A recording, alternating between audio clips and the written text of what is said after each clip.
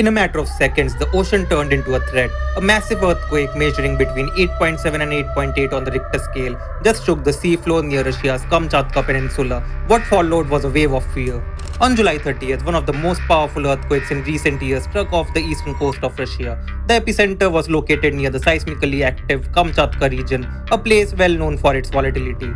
The tremor was not only strong but also shallow, making it particularly dangerous for coastal regions around the Pacific. Within minutes, tsunami warning systems were triggered across over a dozen countries, spanning both Asia and the Americas. Official warnings and advisories were issued for Russia, Japan, Taiwan, Philippines, China, Hawaii, Guam, and Tonga, along with coastal areas in California, Alaska, Oregon, Washington, British Columbia, Mexico, Peru, and Ecuador.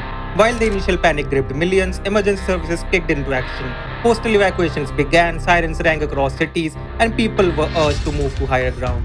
Though the wave heights varied, some regions, especially closer to the epicenter, saw tsunami waves of up to 5 meters, with Japan and the Kuli Islands facing strong coastal surges. In Hawaii and parts of California, the waves reached heights between 3 to 5 feet, prompting evacuations but thankfully causing limited damage.